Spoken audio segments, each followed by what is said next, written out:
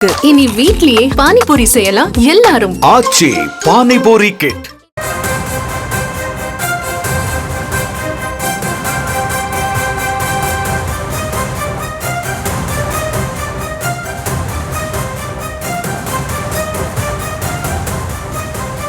அண்மை செய்தியை பார்த்து வருகிறோம்.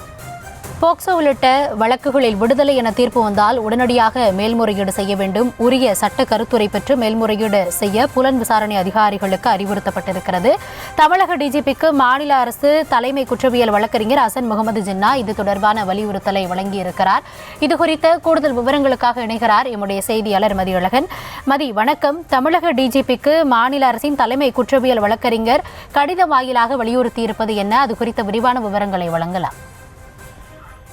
தமிழ்நாடு அரசின் தலைமை குற்றவியல் வழக்கறிஞர் ஹசன் முகமது ஜின்னா டிஜிபி சங்கர் ஜிவாலுக்கு கடிதம் ஒன்றை எழுதியிருக்கிறார். அதில் சமீபத்தில் ஒரு வழக்கில் விசாரணை நீதிமன்றம் ஒரு குற்றவாளியை போக்சோ சட்டத்தின் கீழ் விடுதலை செய்து இந்திய தண்டனை சட்டத்தின்படியான குற்றங்களுக்காக மட்டுமே குறைந்தபட்ச சிறை தண்டனை வழங்கியுள்ளதாகவும், இந்த தண்டனையை எதிர்த்து குற்றவாளி செய்த மேல்முறையீட்டை விசாரித்த உயர்நீதிமன்றம் போக்சோ குற்றங்களிலிருந்து குற்றவாளியை விடுதலை செய்ததில் உள்ள குறைகளை சுட்டிக்காட்டி இதில் அரசு மேல்முறையீடு செய்ய ஏன் நடவடிக்கை எடுக்கவில்லை என அரசு குற்றவியல் வழக்கறிஞரிடம் கேட்டு இது தொடர்பாக உரிய நடவடிக்கை மேற்கொள்ளுமாறு அறிவுறுத்தியுள்ளதாக சுட்டிக்காட்டியிருக்கிறார்.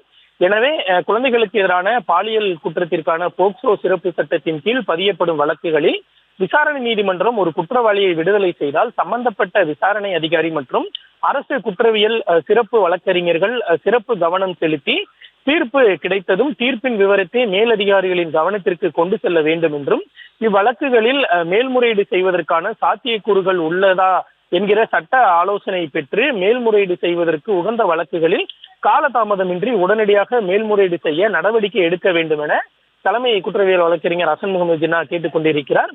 இது சம்பந்தமாக சம்பந்தப்பட்ட விசாரணை அதிகாரிகளுக்கும் சிறப்பு அரசு குற்றவியல் வழக்கறிஞர்களுக்கும் அறிவுறுத்தி சுற்றறிக்கை ஒன்றை அனுப்பி வைக்குமாறும் டிஜிபிக்கு தலைமை குற்றவியல் வழக்கறிஞர் கோரிக்கை விடுத்திருக்கிறார். தற்போதைய விவரங்களுக்கு நன்றி மதியழகன். இனி வீட்லயே பானிபூரி செய்யலாம் எல்லாரும். ஆச்சி பானிபூரி கிட்.